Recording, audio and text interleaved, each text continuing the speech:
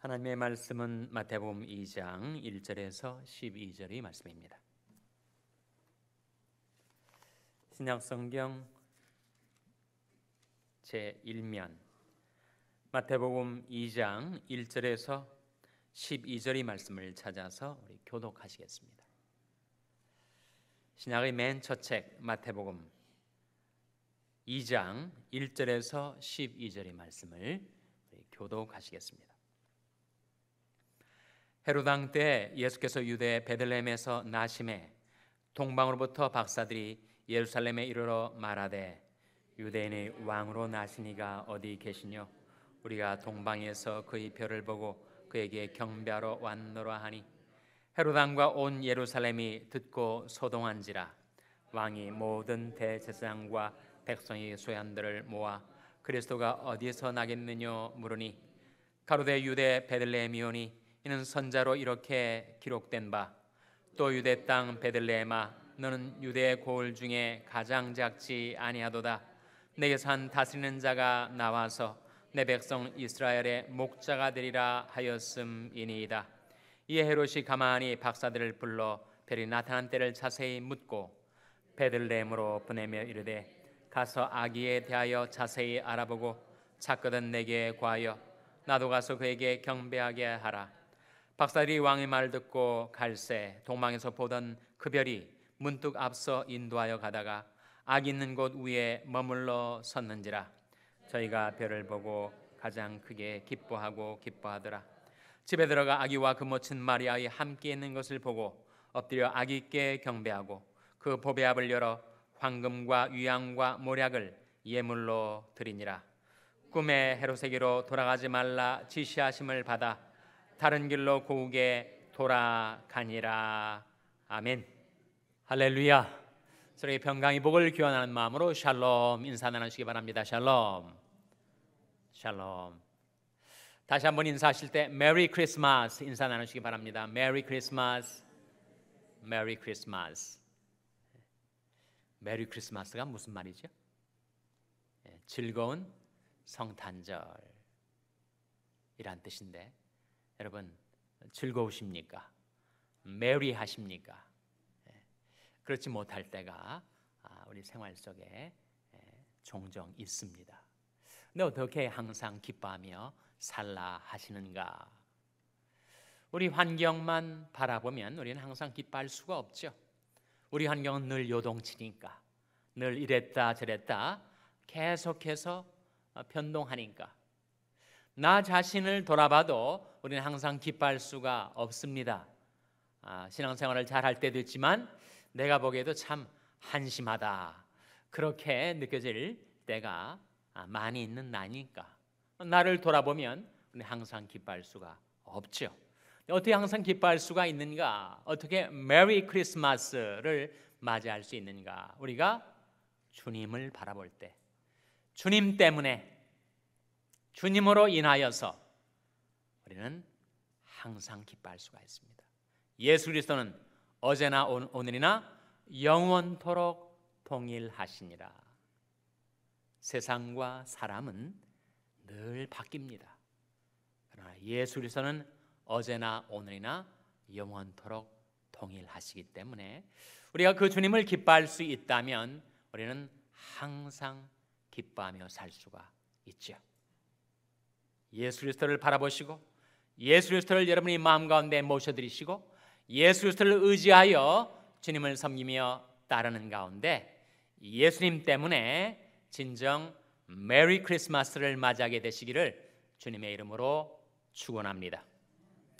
오늘 본 말씀이 바로 예수님의 탄생을 알리는 예언의 성취가 일어난 바로 그 장면입니다. 유대인 한 왕이 나타나죠. 왕의 이름이 뭐라고요? 왕의 이름이 헤롯 왕입니다. 헤롯 왕이 성경에 여러 사람이 나옵니다. 다 그 혈통, 그 왕조를 이어가는 헤롯 대왕의 후손들이에요. 하나같이 다 악한 왕들, 못돼 먹은 왕들이었습니다. 왕의 권세로 인해서 교만해지고 악해지고 백성들을 못 살게 굴었던 그런 악한 왕들이었어요. 예수님 탄생하실 당시에 헤롯 왕이 The Herod the Great라고 하는 헤롯 대왕이었는데 주전 4년에 죽은 사람입니다. 일반사에도 나오는 인물이에요. 로마 제국에 부역을 하다시피 해가지고 시저에게 잘 보여서 너 한번 유다 왕이 돼봐라. 그래서 왕권을 받아가지고 유다 나라를 다스리던 왕이었는데 예수님이 탄생하셨다, 메시아가 탄생하셨다라는 소리를 들었을 때 이 사람이 깜짝 놀란 거예요. 야, 메시아는 왕인데, 내가 왕인데 왕이 태어났으니 내가 왕권을 빼앗기게 되는 것이 아닌가. 그래서 그 왕을 죽여버릴 계획을 세운 것입니다. 마침 동방에서부터 동방 박사가 예루살렘 성에 당도하고 그들이 메시아의 별을, 탄일별을 따라서 탄생하신 메시아께 경배드리러 왔다는 소식을 들었을 때 온 예루살렘 성이 소동한 겁니다. 헤롯 왕이 그것을 들었어요. 그래가지고 성경에 소위 정통하다는 서기관들, 율법학자들을 불러가지고 그 메시아가 과연 어디에서 태어날 것인가를 물었습니다. 그랬더니 성경을 지식적으로는 정확히 알고 있었던 그 대신들이 미가서에 보면 메시아가 베들레헴에서 태어나리라고 예언했습니다. 그러자 헤롯 왕이 동방 박사들을 불러다가 아기 예수가 메시아가 탄생하신 정확한 지점을 내게 꼭 알려달라. 내가 그 메시아에게 가서 내가 절을 해야 되겠다. 그렇게 일러줍니다. 바로 그 장면이 오늘 본 말씀에 나타나 있습니다. 1절 말씀 같이 읽겠습니다. 1절 말씀 시작. 헤롯 왕 때 예수께서 유대 베들레헴에서 나심에 동방으로부터 박사들이 예루살렘에 이르러 말하되. 박사는 누구를 가리키는가? 이 메자이라고 하는 사람들은 요즘 말로 하면 점성술가예요. 점성술가. 당시에는 천문학이 발달되지 않았던 고대였으니까 오늘날로 말하면 천문학자들, 별들이 움직임을 통해서 세계의 운세를 가늠했었던 당대 석학들, 그들은 대단한 재물과 권세를 가지고 있었던 동방으로부터 온 소위 위대한 인물들이었습니다. 그들이 메시아 탄생의 소식을 담고 있는 그 별을, 탄일별을 따라서 예루살렘에 당도한 거예요. 2절 말씀 동방박사의 말입니다. 유대인의 왕으로 나시니가 어디 계시뇨? 우리가 동방에서 그의 별을 보고 그에게 경배하러 왔노라 하니 헤롯 왕과 온 예루살렘이 듣고 어떻게 하였다고요? 소동을 한 거예요. 소동을 한 겁니다. 그래서 왕이 모든 대제사장들과 백성의 서기관들을 모아 그리스도가 어디서 나겠느냐 물으니 가로되 유대 베들레헴이오니 이는 선자로 이렇게 기록된 바. 6절 말씀 같이 읽겠습니다. 시작. 또 유대 땅 베들레헴아 너는 유대 고을 중에 가장 작지 아니하도다. 내게서 한 다스리는 자가 나와서 내 백성 이스라엘의 목자가 되리라 하였음이니이다. 어디에 나온 말씀이라고요? 미가서 5장 2절에 나온 메시아의 탄생 장소를 정확히 그들이 인용을 해댄 겁니다. 그러나 그들이 성경을 지식적으로만 알았지 그 말씀에 순종치는 않았어요. 그 누구보다도 더 빨리 그 탄생하신 메시아께 나가 경배를 했어야 했을 그 대제사장들과 서기관들은 오히려 그 지식으로 헤롯 왕의 악행을 도와주고 있는 것입니다. 7절에 이에 헤롯이 가만히 박사들을 불러 별이 나타난 때를 자세히 묻고 베들레헴으로 보내며 이르되 가서 아기에 대하여 자세히 알아보고 찾거든 내게 구하여 나도 가서 그에게 경배하게 하라. 박사들이 왕의 말을 듣고 갈새 동방에서 보던 그 별이 문득 앞서 인도하여 가다가 악이 있는 곳 위에 머물러 섰는지라. 10절 같이 읽겠습니다. 시작. 저희가 별을 보고 가장 크게 기뻐하더라. 이 동방 박사들이 가졌던 기쁨, 그것은 무엇 때문이라고요? 별을 보았기 때문에. 별을 보아서 메시아를 만나 배울 것이기 때문에 그 메시아로 인한 기쁨, 그 기쁨으로 충만했었다는 것입니다. 터져 나올 것 같은 주체 못할 기쁨으로 가득 차 있었던 동방 박사들, 메시아를 만나 배울 수 있었기 때문에. 예수를 너희가 보지 못하였으나 사랑하는도다. 이제도 보지 못하나 믿고 말할 수 없는 영광스러운 즐거움으로 기뻐하니 믿음의 결국 곧 영혼의 구원을 받음이라. 이 베드로전서 1장에 나오는 이 말씀대로 우리가 육안으로 예수님을 배우지 못하지만 우리가 예수님을 믿고 예수님을 사랑하기 때문에 그 사랑의 기쁨, 그 말할 수 없는 영광스러운 즐거움으로 기뻐하며 살 수 있는 길이 우리에게 열렸다는 것입니다. 동방 박사가 그 최초의 크리스마스 이브에 바로 그런 기쁨으로 충만했었던 것이죠. 그래서 그들이 별의 인도를 따라서 메시아가 탄생한 바로 정확한 그 지점에 당도를 해서 들어가 경배를 드립니다. 11절 말씀이죠. 같이 읽겠습니다. 시작.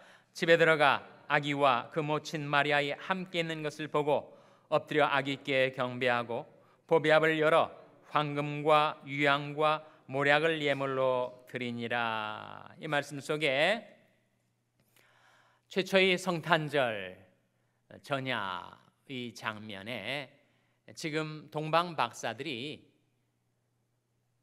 마리아에게도 경배하지 아니하고 요셉에게도 경배하지 아니하고 말 구유에다가 대고 절을 하지도 아니하고 누구에게 경배했다고 했습니까? 누구에게 경배했다고요? 오직 아기 예수께 경배를 했습니다. 이것이 복음의 정신, 기독교의 정신, 개신교의 정신입니다. 마리아 숭배가 아니에요. 성인들이 숭배도 아닙니다. 자신이 생계를 보장해주는 구유에다가, 구유는 여물통, 밥통을 말하는데 밥통에다가 대고 절하지도 않았습니다. 오직 그들은 예수님께 경배를 드린 것입니다. 그리고 예물을 드리죠. 몇 가지 예물이 나오죠? 세 가지 예물. 무엇과 무엇입니까? 황금과 유향과 모략. 동방 박사 과연 몇 명일까? 몇 명이죠? 동방 박사가? 3명입니까? 확실합니까? 어디에 3명이라고 나오죠? 근데 찬송가에 나오죠. 우리가 불렀던 찬송가에 동방 박사 3사람이라고 나오지만 성경에 나옵니까? 안 나옵니까? 성경에는 안 나오죠. 성경에는 동방 박사가 3사람이라고 한 군데도 나오질 않습니다. 그렇기 때문에 그것은 전통이죠. 트래디션에 의해서 알려진 것입니다. 그것이 성경에도 그렇게, 찬송가에도 그렇게 나타나 있을 뿐이에요. 근데 왜 3명이라는 그 전통의 전승의 유래가 어디에서 비롯된 것일까요? 바로 3가지 예물.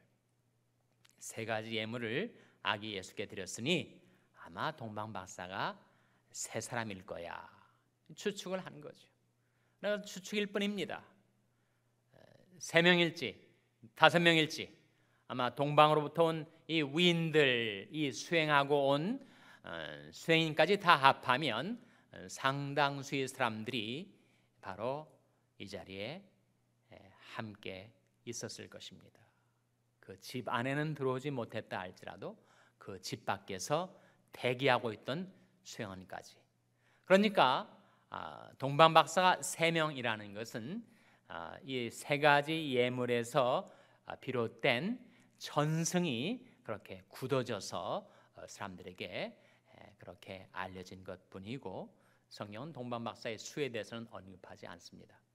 그럼 우리가 주목하고자 하는 것은 이 동방박사가 아기 예수께 드렸던 세 가지 예물의 의미입니다.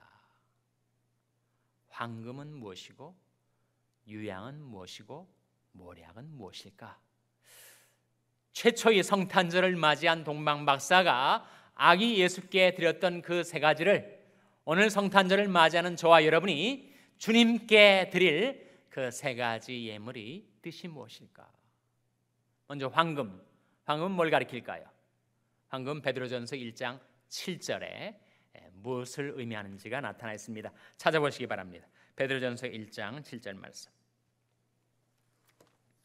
베드로전서 1장 7절은 신약성경 376면입니다. 신약성경 376면 베드로전서 1장 7절 말씀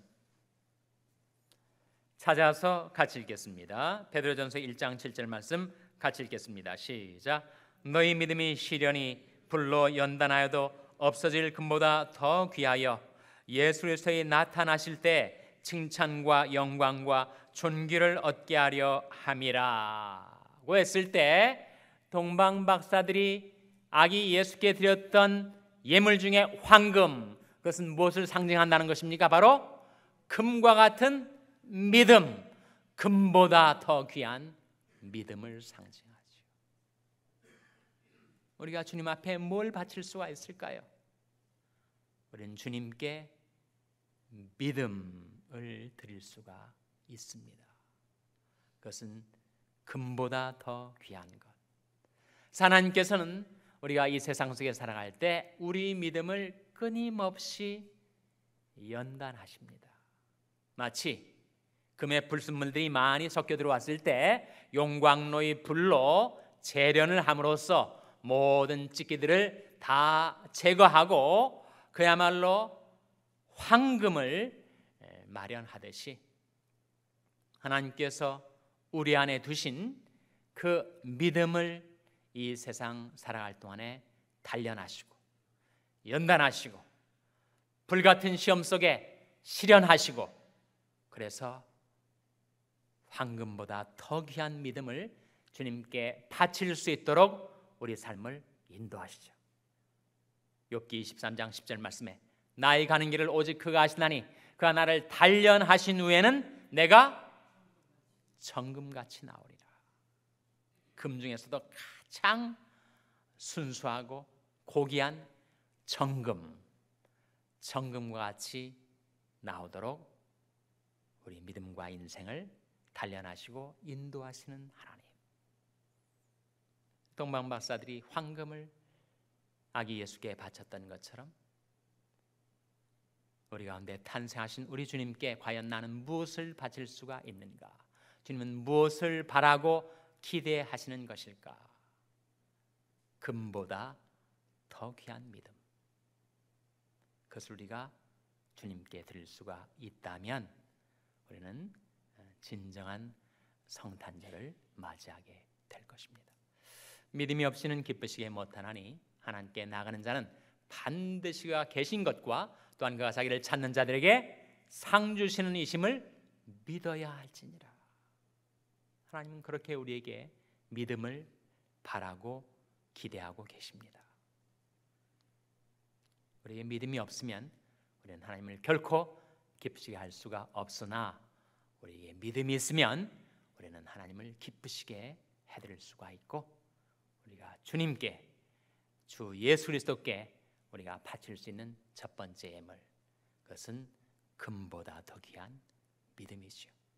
두 번째 예물, 유향은 뭘 상징할까요? 유향의 의미가 무엇이겠습니까?